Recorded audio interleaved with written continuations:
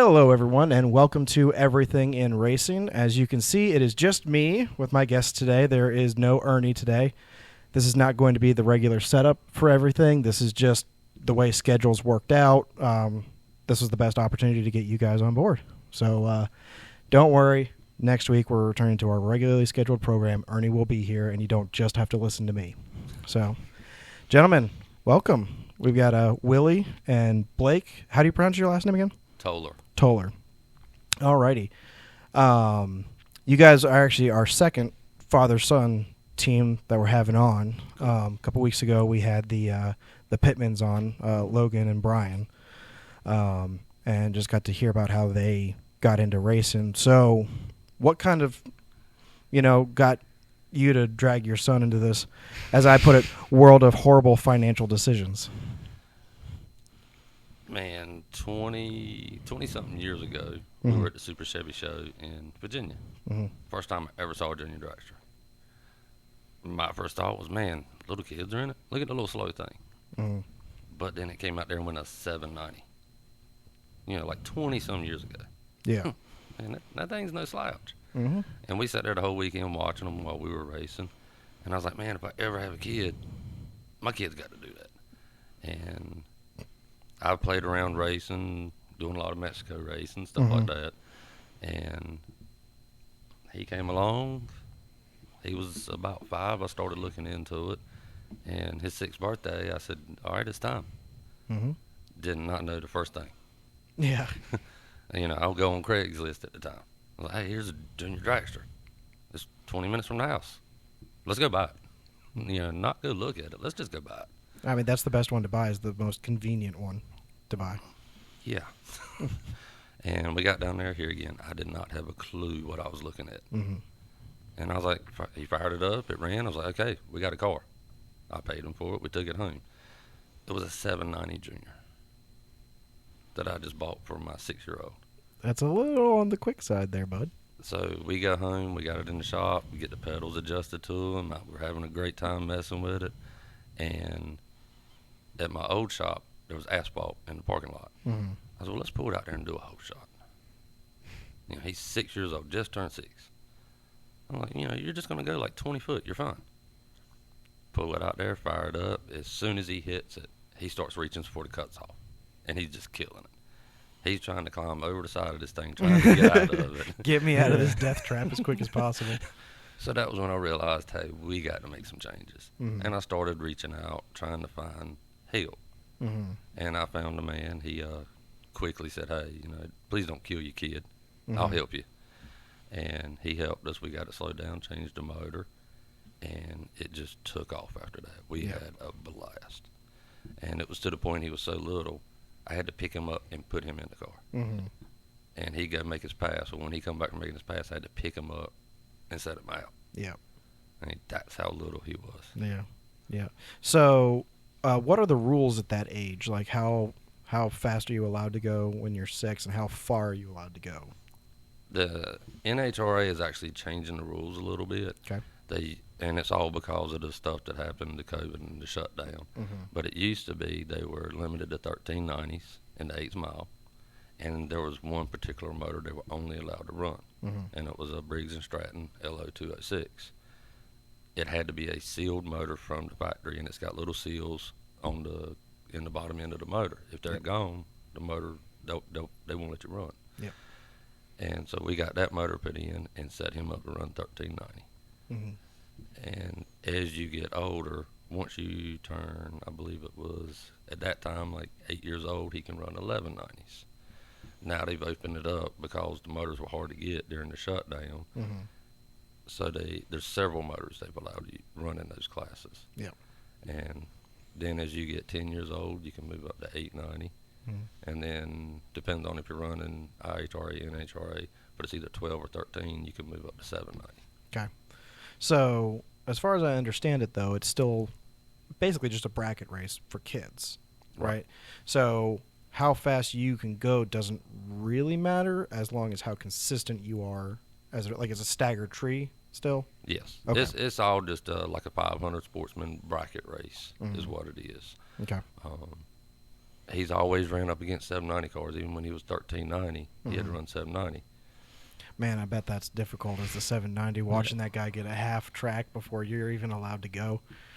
I used to think it wasn't fair that we were at the disadvantage because we were slow. But now that when he went 790, it's like, man, that kid's got so much of an advantage.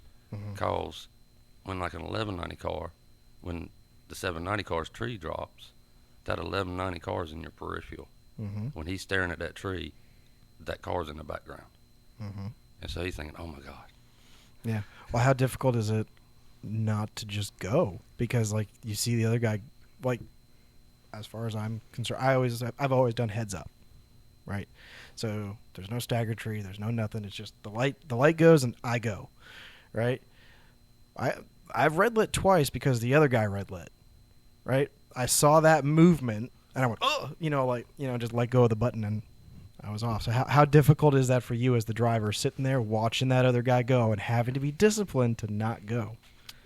It's pretty difficult, and there have been some times that it's messed with me and I've left early because I'm sitting there thinking I need to go right now. But I've started getting better with it, and I've learned to wait. You do realize what he's done for you, especially like moving forward, because you've been practicing from such a young age. You're going to be deadly on the tree if you ever go to heads up racing. Now it is a little, because it's a competition tree that you guys use, and we usually use a pro tree. But he does do some in juniors. You can do some what they call index racing. Okay. And like a 790 index. That's where everybody in that class can run 790s, and it's pretty much heads up. We just went to South Georgia and did a race like that. I saw some reaction times from there. That was this guy was so proud of you, dude. You don't even imagine how proud he was of you that weekend. Yeah, he had a real good weekend. Yeah. There was over 100 entries from across the United States. There were people from Washington State. Wow. And he got down to like 13 cars. That's amazing, dude. That's really, really good. He had like 5 00 lights. The rest were like 23 and better. So he had a really good weekend. Nice. Well, because that's pretty much everything, right? Is your reaction time on those, Because if the car's set to run a certain time, right? Because you've dialed it in at that time, right? You leave anything on the tree, the other guy's going to win. Yeah, and that's where I put it on him and tried to teach it. Hey, you win the race at the tree. You lose it at the finish line. And I've realized that. So what has been, like, so for you when you were 6, was this something like, Dad, I want to go racing, Dad, I want to go racing, or were you just told, hey, get in the race car? No, it was one of those, I was always wanting to be at the track, and I was always in the shop. There you go. When he was 4 or 5 weeks old, we had him at the racetrack. Yep. Because I was racing. Yep. And he was always right there with me, setting tire pressure. I've always sprayed nitrous. He's helping me with my bottles. And he's always been by my side. Yeah. I know you're a nitrous guy. I think I even lent you my nitrous adapter at one point for one of the Kinston races. Yeah. Which was good for you guys. I wasn't running that bottle at that time, so. Yeah, that was the night I actually took my wife's Trans Am to that race. There you go. There you go. I mean, we'll race anything, as long as it goes down the track. As long as we're having fun. Yeah. I just got a new shirt. It says, we'll race a tricycle to win a popsicle. Yes, and sir. I think if that's racers, right? Oh, yeah. I know we love bugging Braxton. What's the payout? What's the payout? What's the points? What's this? But at the end of the day, for us, it doesn't matter. As long as we're out there racing. Yeah, that's the big thing. And I'm not in it for the money or anything. I'm in it to go out there and have fun and be with my friends and family. Yeah, there you go. So, how much longer can you do junior dragsters? Have we pretty much come up against that point now? You can race a junior dragster until you are 18 years old, but with my birthday being in December, I get until I'm 17. So I get 3 more years of. 3 more years? All right. Well, I mean, obviously this year you guys did really well. dominated both the 252 and the Renegade series, taking the championship on both of them. How was that feeling? I was riding his coattail. It was definitely fun getting to win both of them, and when I first did it, I didn't realize it at first, Mm-hmm. but then when I realized it was kind of like, wow. Did you have it tied in before the last race, or did it come down to the last race? To be honest, I don't even know. I don't know. I think me and one of the Tysons were right there battling it, and then... Because I've told him when you go to a race, you're there to win. Mm-hmm. You know, where the points land is where it's going to land. If you go to the finals in every race, you're going to be at the top. Yep. And so that's what we had. That's what we always try to focus on. Just go all the way to the finals. Mm-hmm. I do get on some guys that are like, oh, I'm not going to go to that race because so-and-so's in it. I'm not going to go do this because I might not win. And I'm like, well, you definitely won't win if you don't go, right? Oh, yeah. But if you go, you have a chance of winning. Because anything can happen. Anything can happen. You know, I've raced guys that have had 1,000 horsepower more than I do, roughly, right? They either gave it up on the tree, you know, by slow reaction times. One of the stories I was telling earlier on the podcast was Streetcar Takeover in Charlotte. I raced a Vengeance Racing Corvette. This is their shop Corvette, right? Built for the owner's dad. It's I think it was a 2010 LME built engine, power glide, you know, not Ford 9-inch in the back. Like, this thing was built to the hilt, you know, single turbo. I think it was a 108 millimeter turbo. This thing was a monster. Like the top of everything. Yep. I had a .07 reaction time. He had a .48. Because the guy just didn't race it. He owned it, and it was great. But you know, and he hadn't raced the car all out earlier when we were doing qualifying, so he got put into the mild bracket instead of the all out. So we had a breakout. So he tracked me down, right? He tracked me down before we got to the end of the track, but he'd left so much on the start line that even though he was able to track me down and pass me with like 5 feet to go, he broke out. Oh. You know, because his elapsed time wasn't based on my elapsed time. It was based on his elapsed time. You know, and so that's where, you know, you don't have to be the fastest. You just have to be the most consistent. Right. You know, so that one worked out for me. You know. Well, to prove, you know, that anything can happen, his first year of competing, he had just turned 7. Mm-hmm.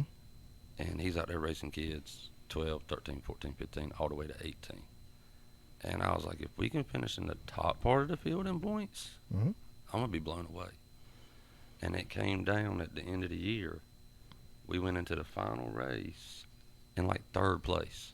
There you go. And I'm like, man, this is amazing. Well, we go in the first round, and the person that was in 2nd place lost. Mm-hmm. Wait a minute, we might can move to 2nd. You know, here, each race we tried to go 1 round further. We made it 1st round, cool. 2nd round as the year went on.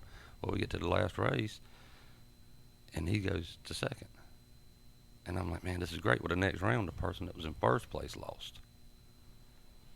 So And now you become a mathematician, and you're going, I'm counting the cars, and the Yeah. parents are laughing at me. They said, are you counting cars? I said, oh, yeah. And it come down to where if he won the race, he won the championship. mm-hmm. He hadn't made it past 3rd round the whole year. Mm-hmm. And we got to go like 6 rounds. Wow. And he wound up, he won the race and won the championship at 7 years old. Hey, you know, and it just comes down to being consistent. Yeah. Right? And that's what I told him. And the best thing he can do when he gets to the racetrack, 1st round, get the baddest one there. Mm-hmm. Don't look for the easy one. No, go look for the toughest one and go ahead and take care of them. Get them out of the way. And that's one thing I see some people where they'll go and they just want to go ahead and they only want to race the easy ones. But the way I look at it is I'm going to have to race the hard ones at some point, so why not go ahead and get it over with? Yeah, it comes down to strategy at some point too, right?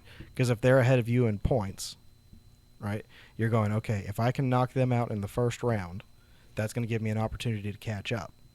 But if we both just continue down rounds, then I'm not going to be falling behind, but I'm not going to be catching up either. I had to do that 2 years ago when I was in that 590 bracket. You know, Justin Taylor was just dominating everybody.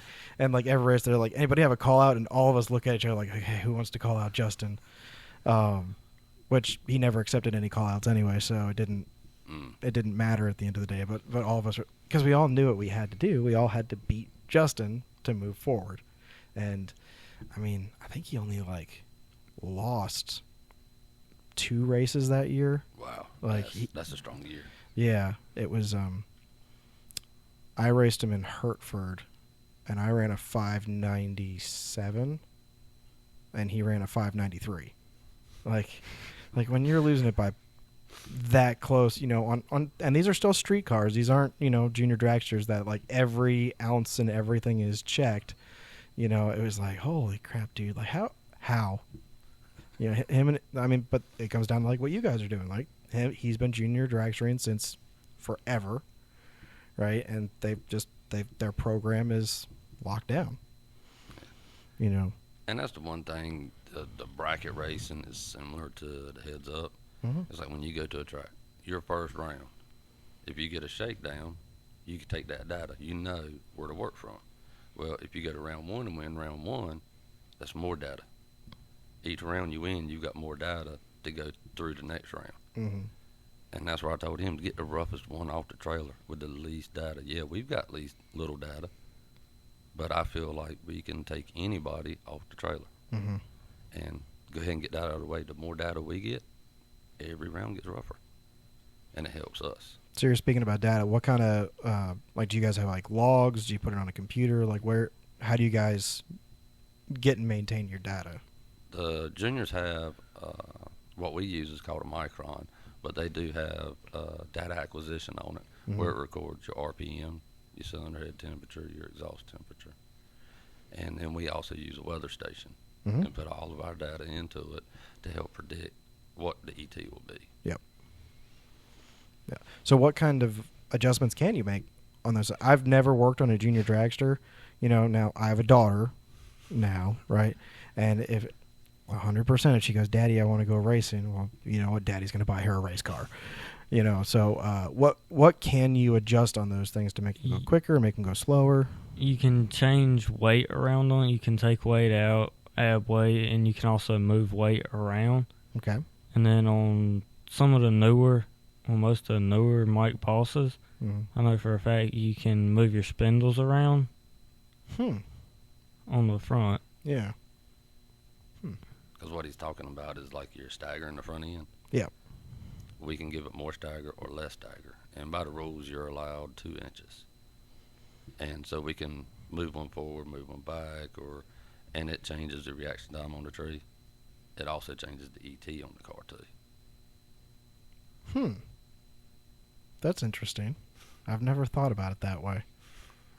Because I guess if you, I mean, as long as the wheels are pointing straight, you're going to go straight. But if you stagger them, that gives you a if larger. you look sideways at the car and the 2 tires are straight in a line, Mm-hmm. you're talking about a 16-inch front wheel. Mm-hmm. So it's going to cover the beam by maybe 10 inches. Mm-hmm. Well, if you take one wheel and move it 1 inch, you just gained 1 inch. So you're going to actually slow the reaction time down because it's taking longer to get out of the beams. You sneaky little so-and-sos. But also by doing that, you just created your rollout longer. Mm-hmm. It takes longer to get out of the beams. That means the car is moving more before it comes out of the beam, so it gets a running start at the timing system. There you go. All right. And you can change the jetting in the carburetor. You can fatten it up, lean it out to make little adjustments for weather. Some people like to run rich. Some people like to run lean. And you can actually slow a car down or speed it up by doing that. Okay. Interesting. Again, as I said, I've never even worked on a carburetor before. Like, I'm all EFI. That's, the couple years I've been doing it. Your hair up here? Enjoy it because it's going to change it to white. Yeah. And you'll start ripping it out. Yeah, this is stupid, Well, but like all the old guys, they're just like, I don't want that EFI crap. It's too complicated. Give me a screwdriver and I'll, adjust my carburetor. I'm like, okay, Well, they're actually Fuel Tech is working on a fuel injection kit for a junior dragster. Really? Yeah. Nice. That'll. I can see the fights already, between the junior dragster parents. Yeah. So okay, let's get into that a little bit. What is your typical drama that you end up having? Because did the kids have drama amongst each other, or is it mostly just the parents having drama between each other? Yes, the kids do have drama because some kids like to play staging games in the beams, and then the other person will get mad about it. So they'll be mad about it for the rest of the race. And then they're accusing you of cheating because, somebody's playing staging games, so now that person's cheating. And then other people also get mad when, kids want to get down there and top in and hold numbers and stuff. Oh, okay. And so what he's talking about there is, his car runs 790s. Mm-hmm. Well, there are some kids out there, instead of putting that car on a 790, they might put it on a 788, 787, and then when they get down to the big end, usually right before the mile-an-hour cone, they'll, where's that other car? And then you'll start hearing them pat the gas on them to put that car where they need to be. Mm-hmm. So they take the stripe usually anywhere from 10 thousandths to 25, 30 thousandths.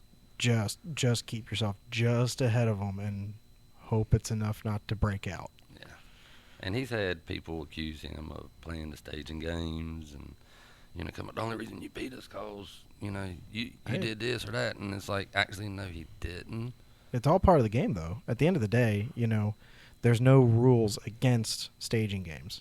But the number one thing, 7 years ago, 6 years ago, we would play games because everybody we raced with did. Mm-hmm. But it actually hurt him. Mm-hmm. And one of the things, we went to Roy Hill Drag Racing School. And, I got fussed out. He's like, what are you doing to that kid? We're racing. Don't play games. Mm-hmm. And we stopped playing games when we come out of that school. And if you notice, there's no game playing. No, he goes in, he's got his routine. Every time he does the exact same thing. Yep. And if somebody's playing games, that's great. Play games. Because now you're teaching your kid when he should be focusing on that tree. Not to worry about focusing on the tree. Worry about playing. Mm-hmm. And some people, they'll go and they'll play games with me on the tree. And most of the time, I don't even realize that they're trying to play games because I'm over there focusing on my side. Yep. The only times I'll play games with guys is, if I've lost to them a couple times before and I've figured out what their sequence is, right? Because for me, I'm just trying to throw you off your sequence just a little bit. I'm not ever going to try to burn somebody down. That's not. Yeah. You're taking the chance of them breaking parts by you being a dick. Oh, yeah. Right? But for me, there's certain guys I've raced with, where they won't do their burnout until after you've started your burnout. Right? And I figured that out. So what do? I just sit there. And we just both sit in the burnout box. I'm like, no, I'm not going to do it till you start. Because, and I know why they do that as well, right? They want me to go warm up my tires and pull forward. Then they'll warm up their tires, and their tires will be a little warmer than mine, right? The micro advantage, right? Or they won't pre-stage the car until you pre-stage the car.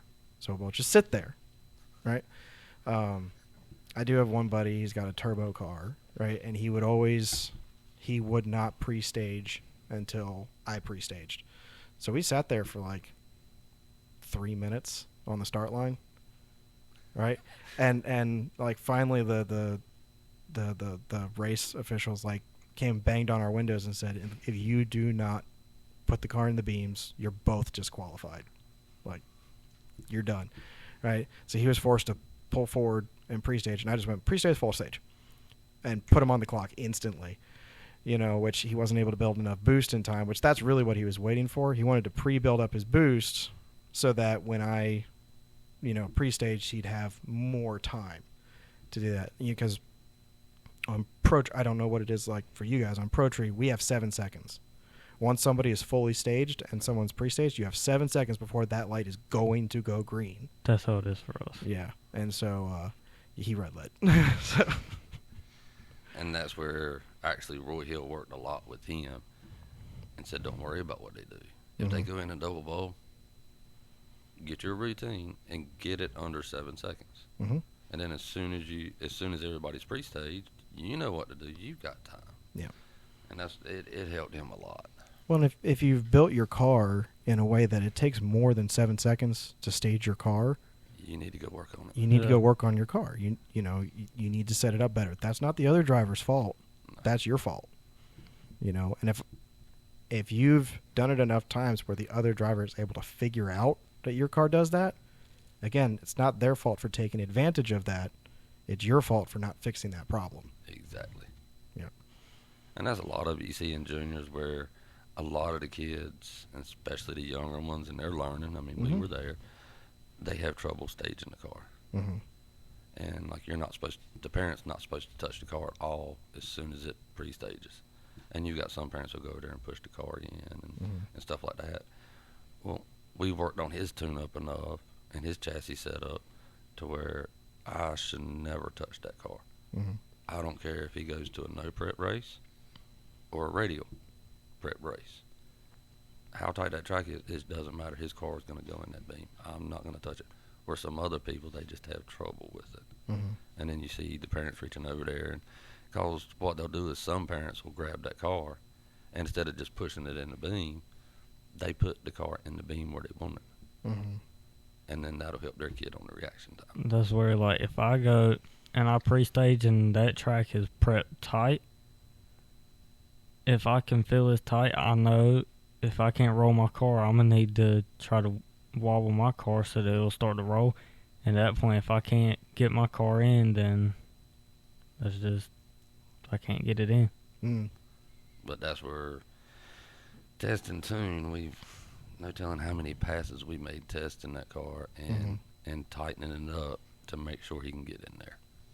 Yeah, I guess that's just never something I've thought about, because every car I've driven has had more than enough power to get into the beams. That's not really an issue. Get in under idle where I don't have to encourage the car to move forward. Yeah. And there's been some times that he'd have to, it's not recommended, but he'd have to kind of pat the gas a little bit to get it to go in. Mm-hmm. Really hard prepped tracks and stuff like that, I'd be guessing. Yeah. Yeah, there's a whole bunch of juniors I don't know.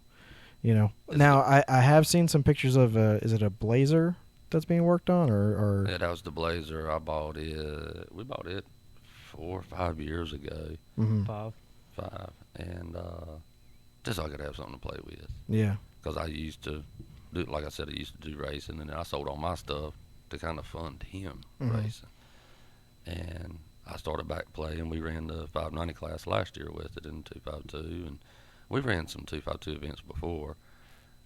But the deal behind it is last year I told him, if you want me to run, I want to run. But you're my crew chief. Mm-hmm. You're going to be the one on the laptop. Don't look at me. Mm-hmm. If there's a chassis change, you're going to have to be the one to do it. Mm-hmm. You want to go to a big car? Prove to me you want to go to a big car. It's been a really fun learning experience, and also it's given me the experience so when I'm driving, I know if I feel something in the car is not right, I can go back to the trailer and this is what we need to do. Mm-hmm. Yeah. Well, you got to be disciplined in both, right? Especially because, it's one thing to be a driver, right? But you also need to be able to communicate what exactly the car needs to get the change, what exactly you felt, right?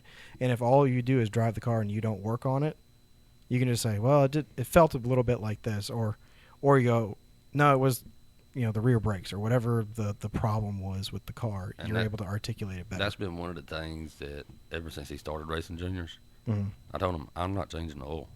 you will change your oil. Mm-hmm. And when he was 7 years old, he was doing oil changes on his car. When he was 9 years old, he took his 1190 motor off and put his bigger 890 motor on by himself. Yeah.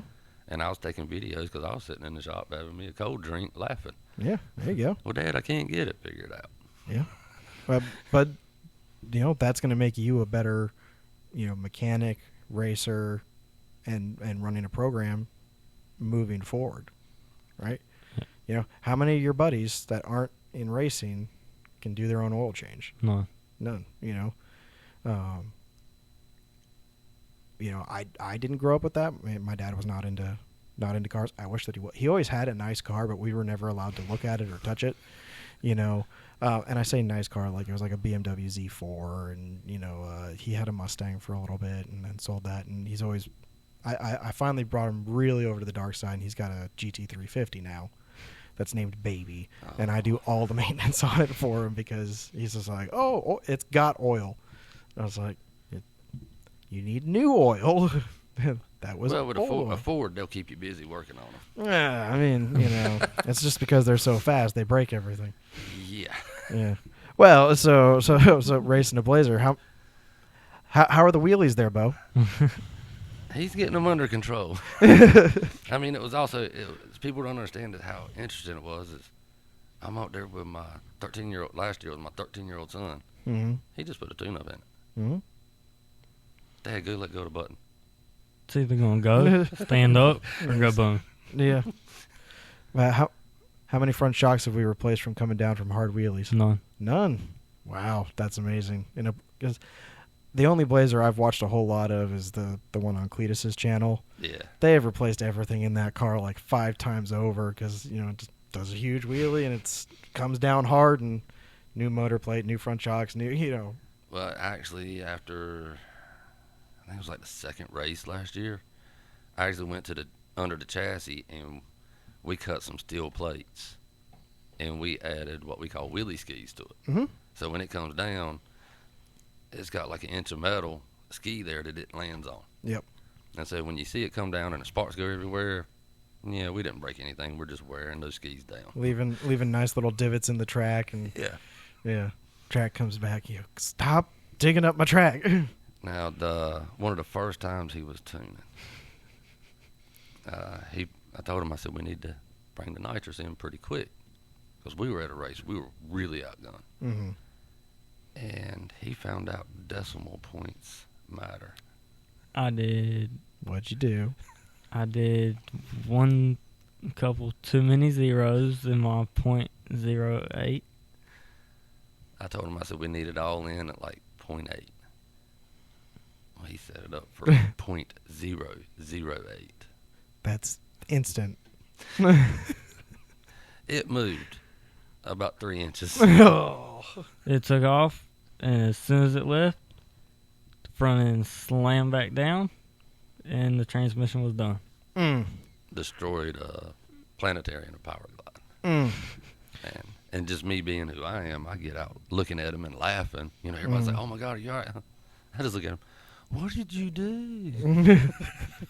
And then at a race last year with the 252 at Outer Banks, we busted a rear end in the Blazer. There you go. That was the one he told me. He said, Dad, we need a little bit more power, so I turned the second kit on. He said, it's going to be hot. It's coming in hot. And we went about 40 foot. Yeah. It left just as pretty as it could, and it was making a good pass. It was going to be, that was about to be a good pass. At least you can blame your tuner, right? Oh, to me, it's fun. But I've laughed so hard and picked on him, and we'll give each other a pure fit. And oh, yeah. I told him, I was like, dude, you missed the tune-up. And he's like, Dad, what? You missed a tree. Yeah. Oh, yeah. Yeah. Nitrous tune-up last week we had on Kenny and Heidi Barker from Go Fast. Do you remember out there at Kinston when he had the big backfire at the beginning of last season? Yeah. So what it was he was working on a real hot tune-up for the car, and what happened was he was doing a reverse timing table, so where it started with a whole bunch of timing, and then as the nitrous came in, the timing dipped away, right? But he forgot to click the computer that said initiate this. Ooh. right? So he had, I think he told me, 32 degrees of timing in that motor. Ouch. Right? And forgot to push the initiate the timing retard. 300 shot of nitrous, or 400 shot of nitrous, and 32 degrees of timing with no retard. That's a great recipe. Yeah, I was about to say that's the perfect. Got 7 pistons. And the one that it didn't get was on the wrong side of the motor. So it was a that at the 252 King race the year before, they had burnt up a couple pistons and they had to rebuild that motor in the pits. Well, they had a left-hand piston on the right-hand side that they'd modified to work, right, to make the race. That was the only one that didn't break.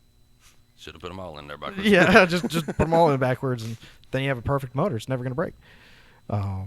Yeah, he that episode was really funny because it was I didn't want to be picking on him, right? But nitrous guys break a lot of stuff.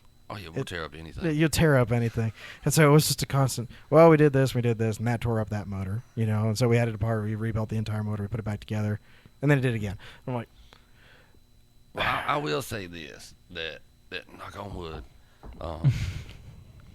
we run a stock LS.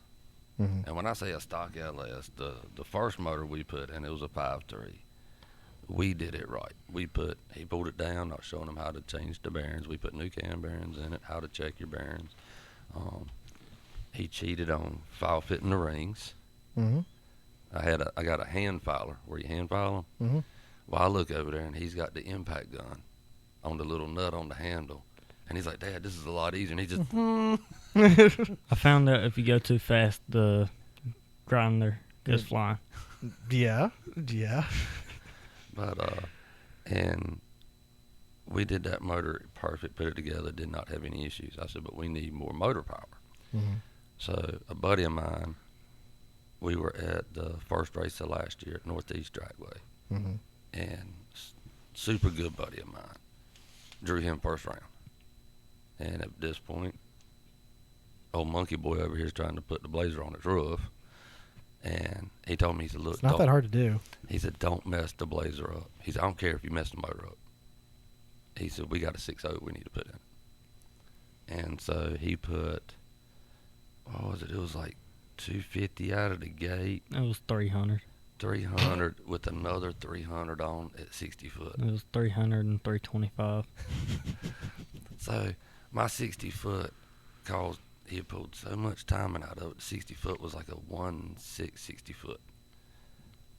But I had like 128 mile an hour out the back. And then we put the 6.0 in it. And all we did was put a cam in it. That's all, 15,000 mile motor. That's when they're just about right. And all we did was slide in a camshaft. And he sprayed, I think, 600 on this motor when we were playing. Sprayed 650. Wow. You nitrous guys are crazy. I was running nitrous on my car, but it was like 100 shot, like 125 shot, And the 6.0 we built, I didn't file the rings or nothing, the rings that are in it or what was in it, so whatever they're at is apparently working good. I explained this to a neighbor of mine. He's a mechanic, just a oil changes, brakes and stuff like that. He's got a Tahoe with like I think almost 300,000 miles on it. I was like, oh, she's boost ready.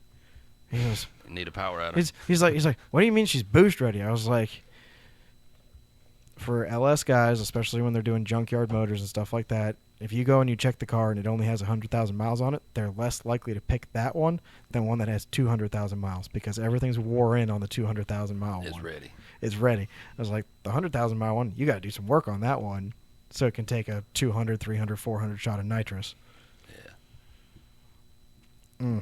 But it's been very interesting with him tuning on a big car. Now, his junior, I will tell anybody that's thinking about a junior, you're talking about it's the best, worst financial decision you'll ever make in your life. Several times it's just been me and him go to the racetrack, and we talk pure jump to each other. Oh, yeah. Oh, yeah. It's definitely fun and interesting when it's just me and him at the track. There's several don't tell your mama. Or he'll look at me and say, you aren't going to tell mama, are you? Oh, Yeah, I get that. I get that 100. Don't tell mom. Don't tell mom. Oh man. But the juniors, everybody, if you're anywhere near drag racing, you should do it.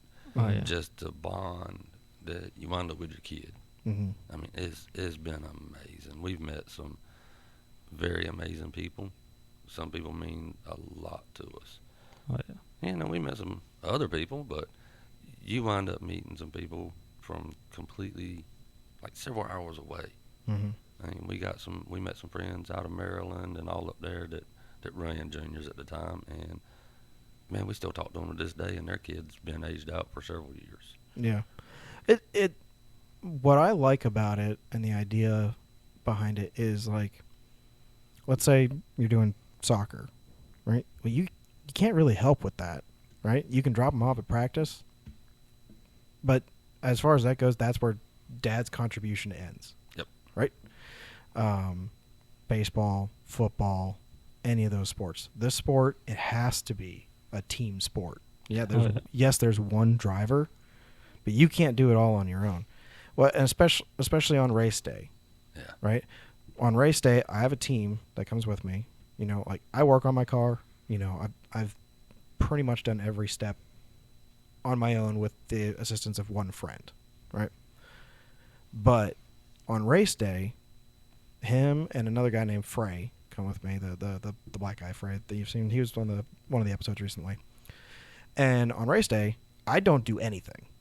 They don't let me do anything. My only job is to drive the car, right? They check tire pressures, they check the oil, they check, you know, boost ramps and all this other stuff that we're running in the car.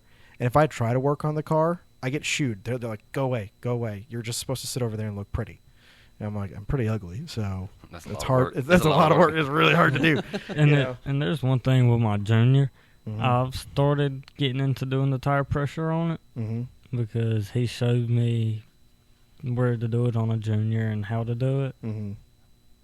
And I showed him, like, go check the track.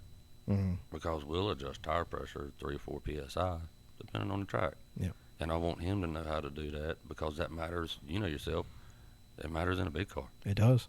It matters a lot. Because if you go on a track and you know it is extremely tight, that you don't need to have your tires low on air pressure. No, you gotta pump them up a little bit. Oh yeah.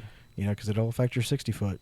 You know, it'll affect your reaction time. But then if you got a track that has very little prep, let some air out. Better your back tires. that sucker down there, bub. Yep. You know, yeah. I mean, that's where the consistency for us has come in, right? We've learned a lot about, emotional damage. That's the name of my car. It hurt my feelings, Bo. But it hurts other people's feelings too, so it's kind of fair.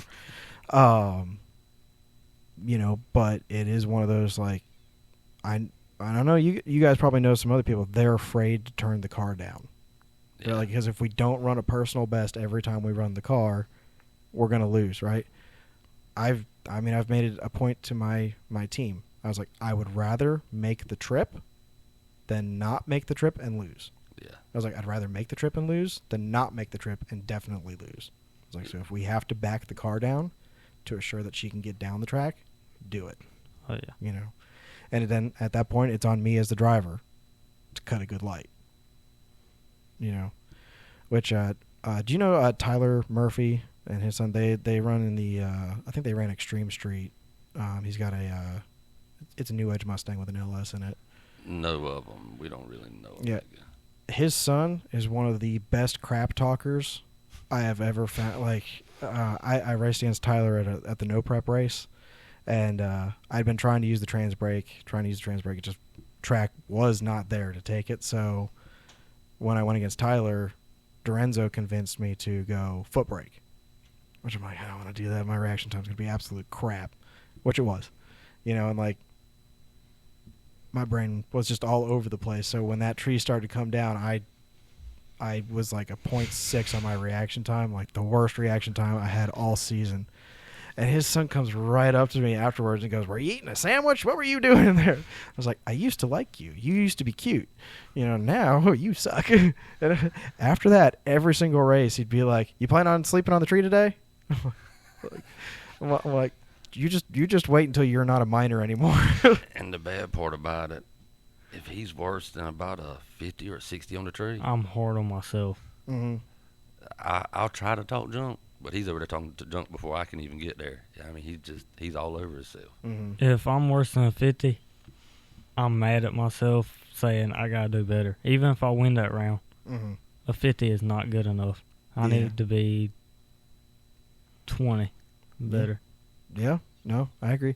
There's only one time this season I did intentionally wait on the tree a little bit, and it was because I was racing somebody who really wanted to know what times I was running.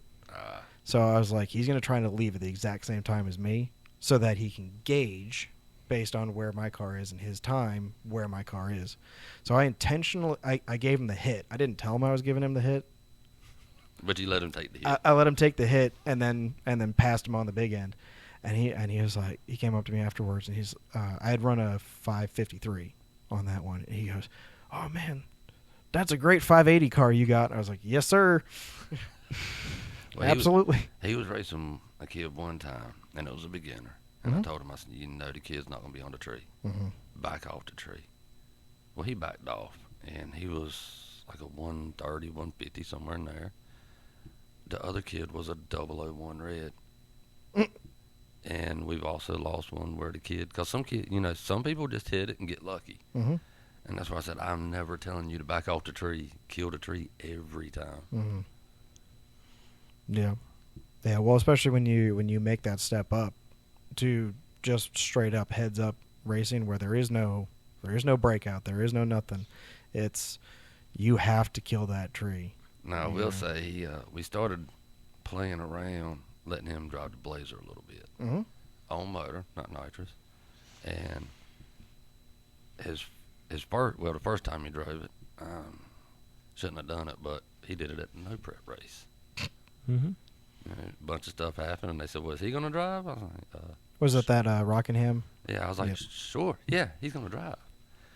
And so I got to tell his mom, I was like, "Look, something pretty cool happened tonight." She said, "What's that? Blake win?" I was like, "No, he lost." I said, "But check this out. He drove the Blazer tonight." And she was... Not the happiest camper? So the first She time didn't text me, and she wouldn't text me back. So the first time he got to drive a big car was at a no prep race. There you go. But we did go to another track with prep, and we turned it down. I mean, it was turned way down. Mm.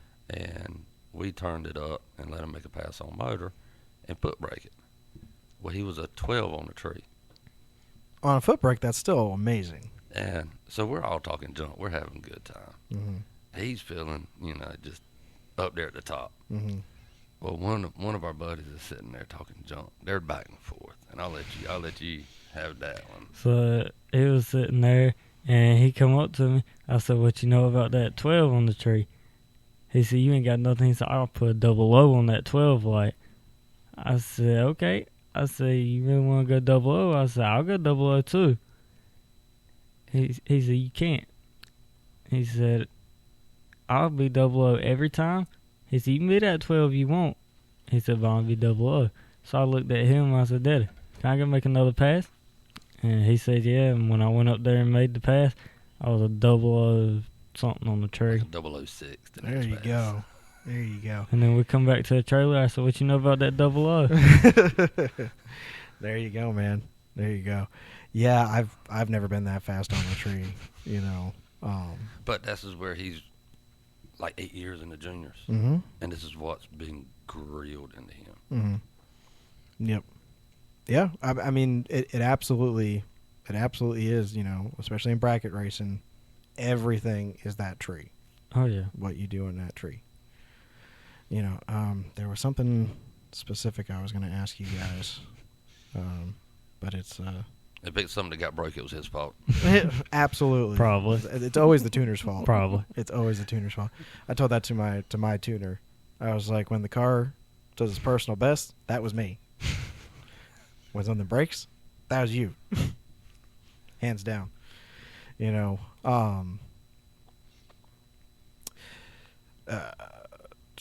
So what's the plans for this year? What events are we running? Where are we going? I'm planning on, with my junior, sticking with the 252 and trying to get another junior 252 championship. Yep. He wants that number 4 Mm. championship. We plan on taking our girlfriend up there for the award ceremony again. Oh, yeah. How embarrassed was she? She wasn't that embarrassed. It was just... For anyone who doesn't know, at the 252 junior ceremony, he wins and he goes and he takes his girlfriend up there, and I was like, ooh, that's a bold choice.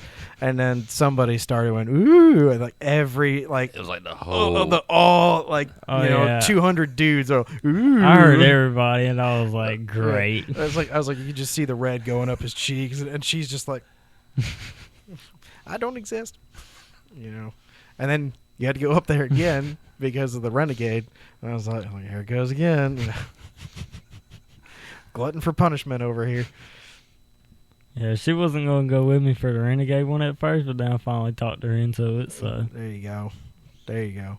He wants to concentrate on that, so we're going to concentrate hard for that. You going to keep running the Blazer this year as well? I'm not going to run it as hard as we did last year because we've got it tore down now.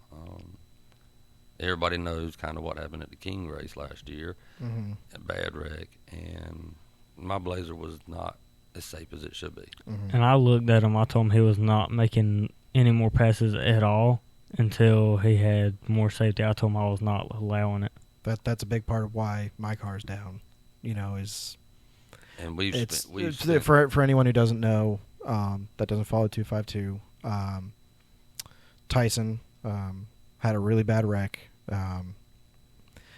Part of it was safety. Part of it was also the type of track we were running. We were running at an outlaw track, which is a guardrail track.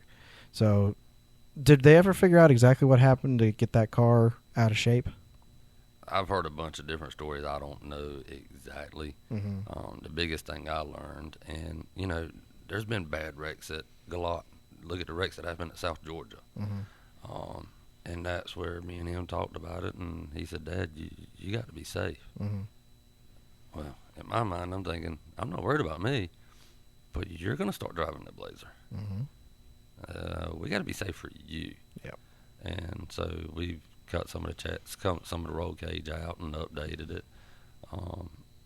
And he has done like 95% of the welding himself. Nice. Because I took up welding pretty fast. It was something I started messing around with it, and yep.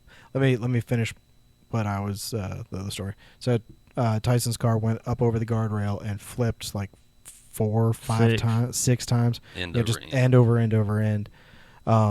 Most of his cage worked pretty well for him. The cage did more than his job in that. Yeah. There was he did break his back in it, and it was it was a miracle that was the only thing that happened. Yeah, agreed. Which has taught us all a lesson about certain safety aspects of a cage of like, hey, we need to do it this way, not this way. And so I think a lot of guys have made that change this offseason. And part of it also is, I think some of us are going to be a little pickier about, how fast we're running at certain tracks. Yeah. There are some tracks in my eyes that need to stick to a slick. They don't need a radial. Yes. The track can't handle the speeds that the radials are capable of. Yeah. I know guys can go fast on a slick, but it's a completely different game. And they weren't as fast on a bias ply years ago as what they can do at radial. But that's where we decided, like the Blazer, I was still running stock brakes. And 120 some mile an hour, 30, getting ready to head to the 30s. I'll do it. I'm not going to let him do it. Yeah, so me and him, we put no brakes on it. And a lot of roll cage has been added. Yes. And so we've got to finish all this, and we're doing some other stuff. And I told him, with everything going on, because my daughter does competition cheer, so my wallet gets hit all year. I like the shirt. My bank account just hit 0. That's pretty funny. That's from my daughter's cheer, because in cheerleading, when they do a perfect routine, they call that hit 0. Okay. And so a lot of the dads are like, look, yeah, my wallet's hitting 0 too. Thanks. Yeah. But, I mean, I love doing that stuff with her. But I told him, I said, I'd rather take my time. And if I got to sit some races out, I'm fine with that. Because we're working him into the Blazer. And I want to make sure it's safe. He wants to take it to some big races. It's on his 16th birthday when he's legal to drive it. He wants to jump in the truck and go somewhere. Yep. Yeah. On my 16th birthday, my plan is on my birthday, find the race, and that day we're going. Yeah. And so I got to make sure he's safe and he agrees. We didn't have fire suppression system. Yep. That's something else I'm adding to it. And so now he's got a fire suppression system. Good. And it's almost everything that Blazer now is fitted for me. So get him out of the car. You don't need him. Or are you taller than he is, or? We're right there about the same height. Okay, so I got a little bit on you. You're not there yet. You still got some growing to do there, sunshine. He's got like 2 inches on me. Yeah. So, question for you: what wave of guys were you getting kicked off the 252 group chat? Were you in like the early stage of guys getting kicked off, or were you kind of later on in the process? I must have been later on because I kept on getting a notification, so-and-so, so-and-so, so-and-so. And there was a couple of us that the last, I don't know, like 30 minutes to an hour of it, we're just in there just bashing hard, just talking pure junk. Just getting as much out of the way as you can before you get kicked out. I wish I could have been added into that group chat because... So I'm not going to get into what led up to that being shut down because it's not internet approved. I didn't have anything to do with that. I had actually muted the group chat because I was like, I'm just so tired of this. We'll just call it Coleman's cousin because that was the joke that was going around, right? I was like, I'm so tired of this. I'm just gonna, I'm gonna mute it for a day or two, and then I'll come back to it when everybody's settled out and got it out of their system. Well, I woke up one morning, and I just have like 30 notifications on my phone, and the 15th one is you've been kicked out of the 252 group chat. And I was like, what did I do? I didn't. And then you talk to everybody and contribute to this, and everybody's like, yeah, everybody got kicked out. Yeah, well, it's you've been kicked out of the 252 group chat. Welcome to the 252 rejects was the next one in there, and I was like, I didn't even know there was another group chat called the 252 rejects. And that was Kurt Daniels. That was right there towards the end, him and Coleman. And I was like, somebody's got to create a new one. Somebody's got to create a new one. Yeah. And Kurt said, "You do it, Willie. You have too much fun with this." Yeah. And so I just started creating one, and I was trying to hurry up. And as people were getting kicked out, adding them. I need to add them. Yeah, and Kenny hopped in there and helped you adding a bunch of people too. And the way this chat's set up is anybody can add anybody. Anybody, I guess anybody can kick any. There's no one person that's in charge of it. It's just a group. It's a free for all. Pretty much, and sometimes it's a heck of a show. Yeah, yeah. We did add David Braxton, who immediately jumped out of it. I think he was in it for about 5 minutes. Yeah, yeah. And we're like, "What the heck, dude?" And he's out. Yeah. I would have added him back in and be like, "Why'd you leave?" Yeah, we should just do that. Like, just keep adding him to the group chat every time he leaves. Because he's finally going. At some point, he's gonna get tired of leaving it. Yeah, so, I mean, yeah. Then he'll wind up blocking me on Facebook. Yeah, he'll block everybody at that point. Yeah, I was honestly a little bit disappointed. I was like, because I was until like the third or fourth wave of guys getting kicked out. I was like, man, I thought I talked more crap to get kicked out earlier, but apparently I didn't talk nearly enough crap in there to get kicked out early. Well, that's what got me when everybody was getting kicked out. I was like, man, I thought I was doing pretty good and poking the bear every time something would happen. Poke the bear a little bit and see. And then I noticed everybody was getting kicked out. I said, okay, he's shutting it down. Yeah, because he had told me earlier on in the year, and I think he announced it at the meeting, said, don't be surprised if I wind up shutting the chat down, because he wants more of that stuff out in public where people can see it. He wants to create more of the drama where people can see it. Yeah, some of the things he wants out where everybody can see it, some of the things that were happening he doesn't want anybody to see. Yeah. Yeah, so he's like, let's put it where there's actual witnesses. Yeah. You know, which of course, like any of us could just take a screenshot of what everyone's saying and put it out there on the internet. And I agree, it does need to be more where like the fans and stuff can see it. And me. Yeah, because there was a lot of times I'm telling him, he was like, well, Dad, I didn't see that. Oh, no, son, it's in the chat. I do understand some of it is not family appropriate. Yep. Especially those last couple days. Again, we're not going to say exactly what was on there that caused it all to be shut down, but those last couple days, there was some stuff being sent there. I was like, I did not expect to see this. I mean, he's a teenager. He's got an iPhone in his pocket. There's nothing, that he can't just go right to Google and find. Yeah, if you want to. And that's where I tried to tell him, hey, don't search certain things. Try to raise them right. And as far as the racing, it's part of racing's talking junk. Now, as a junior parents, you can't talk much junk. People are very thin. Yes. And that has been part of my frustration with some of the guys I race with. Like I talk junk, right? When we show up at the track to race, mine's the fastest car there, and why did y'all even show up? Like none of y'all should have even showed up, right? And some guys take that so personally. Yeah. And I'm like, guys, we're talking junk. Like this is what we do. Part of it is just having fun. Part of it's trying to throw them off their game, right? To me, it's strictly fun, and that's where people think I talk junk on Facebook and all this other stuff. Oh, you ought to hear me and him in the shop. Oh, God.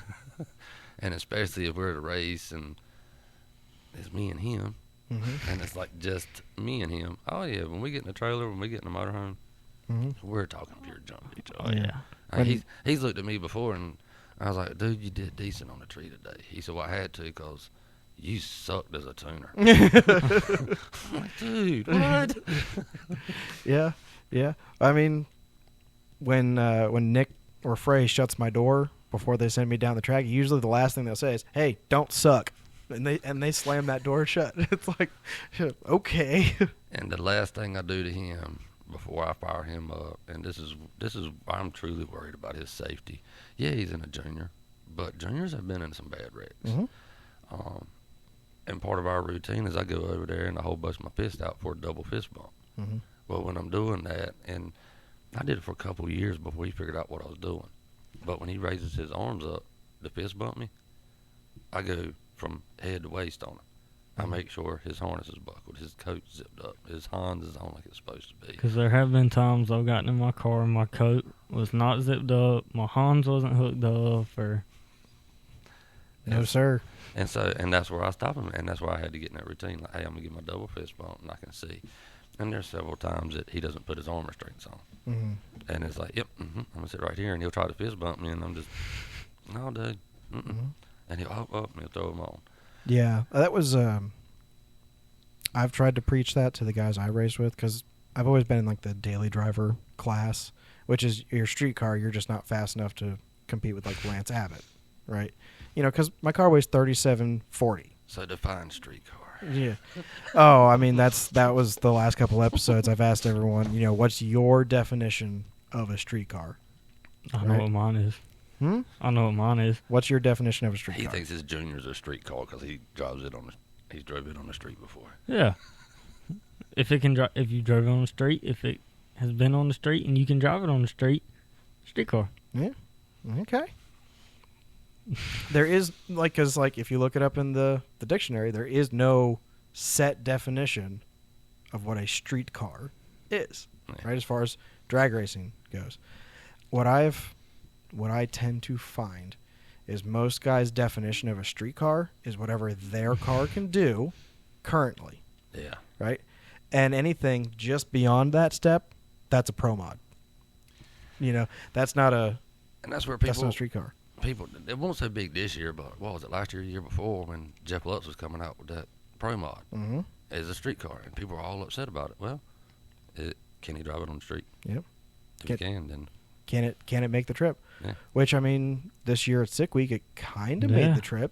Yeah, he made it 4 out of the 5 days, and then finally ran out of parts. Yeah, we were actually at South Georgia getting ready for a big junior race down there. And his car was there, and I got to see it. And Yeah. that's where he torched the last head. Yeah. Yeah, we got the day we got to that race. Some of the sick week cars, they were still leaving. Mhm. One guy, he was trying to put his motor back together, Mhm. and then there was one car that it was just pushed over to the side, and nobody was there. And then there was Jeff Wood's car that was sitting there, and I think he, from what I've heard from people, he averaged 2.5 hours of sleep a day. Yeah. With that car. Yeah. You know, that's commitment. You know, And what's crazy is, with sick week, you have to sign your team up. Mm-hmm. Nobody other than your team can help you. Yep. And you're only allowed, one or two people. It's however many people you can fit in your car. And I can't remember who he had with him, but he didn't have his son with him. His son was in his own vehicle racing. Mm-hmm. And so his son that helped him build that car, It's not allowed to touch it. he can't even touch it. Nope. And To be considered for competition. and when they messed the first head up, I think it was, his son was just sitting there. All he could do was take pictures of it. And even one of the officials, he leaned down to look at it, and there was a rag laying over it. Just somebody, his dad or somebody threw the rag on the head. Well, he reached down to grab the rag to move it to look. And the official said, no, you better not touch it. Mm-hmm. Yeah. wow. Yeah. I mean, Drag and Drive, so the one of the episodes we just dropped was with Valkyrie Racing. Yeah. It's a husband-wife team. They got a purple CTSV, and they've gotten into drag and drives. I have heard of the drag racing communities, that's probably one of the most supportive ones, because everybody is in the same suck. Everything sucks, right? And it's just a matter of we are collectively getting through it, Yeah. right? I want to do one day. I don't think that car downstairs is ever going to do it. That's one thing I want to do. I want to try to do one of the Dragon Drives. Mhm. Because we actually, I've tried to introduce him to, I want him to see every type of racing there is, Mhm. so he can find out what he truly likes. Yeah, just hope he doesn't ever get into top alcohol racing. I hope at that point he's off of daddy's money. But this year at South Georgia was the first time we have ever seen the Dragon Drive stuff. Mm-hmm.